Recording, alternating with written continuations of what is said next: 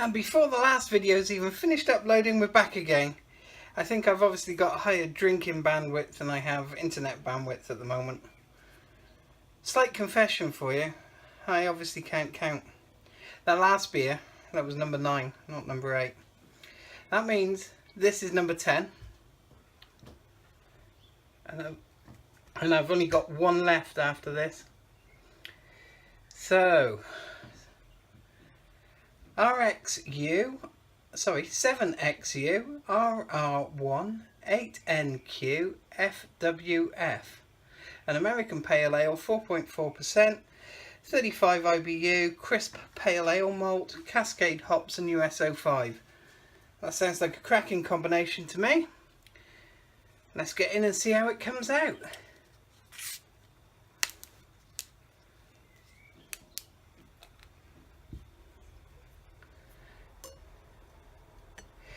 And the glass I've been using, because everyone seems to have been describing their glasses, every single beer I've done a review of for the SmashOff has been, hang on, how do I bloody say it? A Spiegelau stout glass. So yeah, very, very fine glasses, very fine edge on them.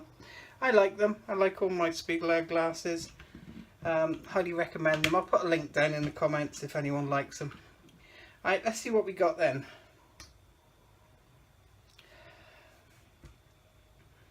So, Cascade Hops. I've actually got a Cascade growing outside at the moment. I don't expect it to be as nice as this because it's obviously growing in UK climes, not something nice like New Zealand or US. So, aroma, the hop's quite restrained. I'm getting it. It's just, Cascade's normally quite pungent, quite in your face, and it's quite restrained here, so probably no dry hop on it. Judging by the clarity, I'd say that's a very good guess as well.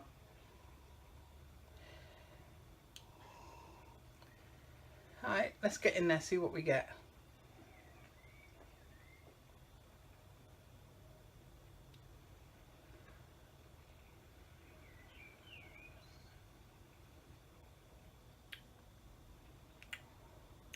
Okay, yeah. Carbonation's quite low on it. I mean, it's definitely got carbonation there, don't get me wrong. You can see that when I bring the head back. It's got a little head that hangs around. It's not as highly carbed as the past few beers I've had though.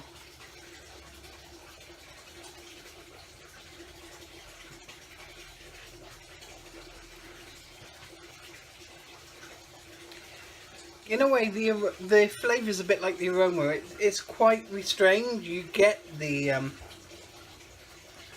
on.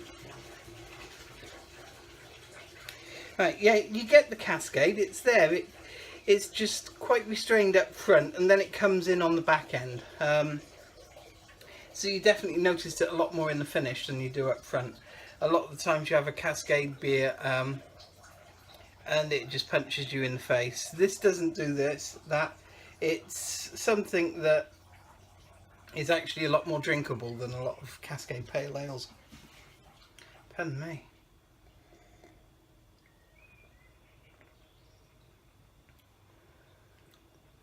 So what can be said about the malt? The malt's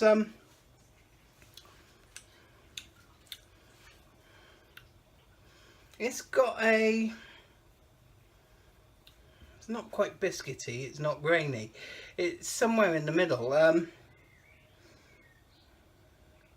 It's kind of a mixture of a grainy malt and a biscuity malt. It's, think of almost like a watered down Marisotta, where you get some of the grain character but cut it with Pilsner so you don't get as much. You get a bit more than you normally do with plain pale ale malt. I've actually just noticed I've got an audience at the moment. Say hi, chicken. So yeah, getting quite a bit off the malt. So I've used crisp quite a few times in the past, and it's normally my go-to pale ale malt actually. So it's nice to see what it's doing here. US-05, fairly neutral, not really getting anything from the yeast in here, but then again, that's what you'd expect for US-05, WLP001. Chico strain, it's known as a good clean fermenter, doesn't throw off much esters and phenolics, so just what you want in a normal pale ale.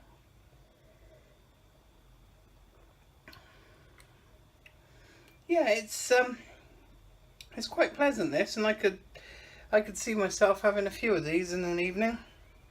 4.4%, it's not going to do too much harm.